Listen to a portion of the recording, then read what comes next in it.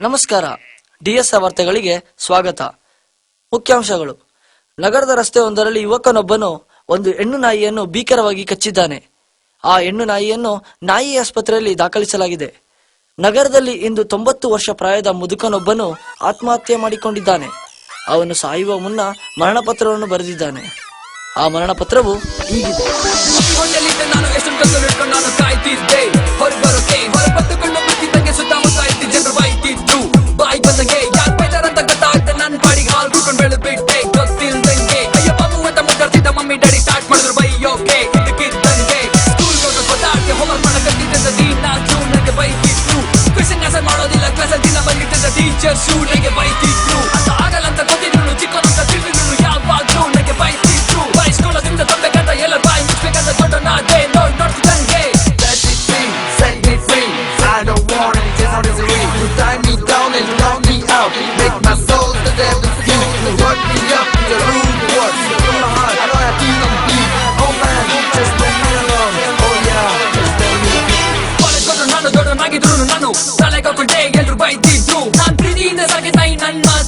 ನನಗೇನೆ ಬಹುತಿತ್ತು ಪಾಠಗೆ dress ಮಾಡ್ಕೊಂಡು ಬೈಕಲ್ಲಿ ಸುತ್ತಿ ತುಂಬಾ ಕೆಟ್ಟೋಗಿದ್ಯಾ ಅಂತ ಹಣ ಬೈತಿದ್ರು.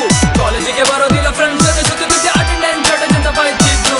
ಕೊಡಂಗಿ ಇಸ್ಕೊಂಡು ನೀರ್ ಬಟ್ರ ಫ್ರೆಂಡ್ಸ್ ಹತ್ರ ಕೇಳಿದ್ರೆ ಬೈತಿದ್ರು. ನನ್ನ ಪ್ರೀತಿ ಕಮ್ಮಿಯಾಗಿದೆ ಬೇರೆ ಹುಡುಗಿ ನೋಡ್ತಿ ಅಂತ ಸುಮ್ಮನೆ ಗರ್ಲ್ ಫ್ರೆಂಡ್ ಬೈತಿದ್ರು. ಎಜುಕೇಶನ್ ಮುಗಿದ್ರು ಕತೆ ತರ ವಯಸ್ಸಾಗಿದ್ರು ಮನೇಲಿ ಕೂತಿದ್ಯಾ ಅಂತ ಬೈತಿದ್ರು.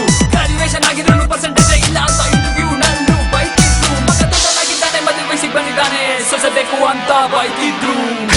It's not that I'm not trying, but I gotta live my life too. If I don't enjoy my day to day, just what good will that ever do? I wanna live for the moment that it's sun in the sky, cause one thing sure, one day we're gonna die. So live it out like there is no tomorrow, and to all your friends just say goodbye. ಮದುವೆಯಾದ ಮೇಲೆ ಎಲ್ಲ ನಂದೆ ಮನೆಗೆಲ್ಲ ರೋಜ ನಾನೇ ಅನ್ಕೊಂಡೆ ಎಲ್ಲ ಸುಳ್ಳಾಯ್ತು. ಮಕ್ಕಳು ಸ್ಕೂಲಿಗೆ ಕೆಲಸ ಬೇಕು ಹಿಂದಿ ಫಾಲೋ ಬೇಕು ಆಫೀಸಿಗೆ ಲೇಟ್ ಆದ್ರೆ ಬಾಸ್ ಬೈತಿದ್ರು. ಮಕ್ಳಿಗೆ ಹೋಮ್ವರ್ಕ್ ಮಾಡ್ಕೊಡ್ಬೇಕು ಮನೇಲಿ ಅಡುಗೆ ಮಾಡಬೇಕು ಮಿಸ್ ಮಾಡಿದ್ರೆ ಇದ್ರು ಬೈತಿದ್ರು.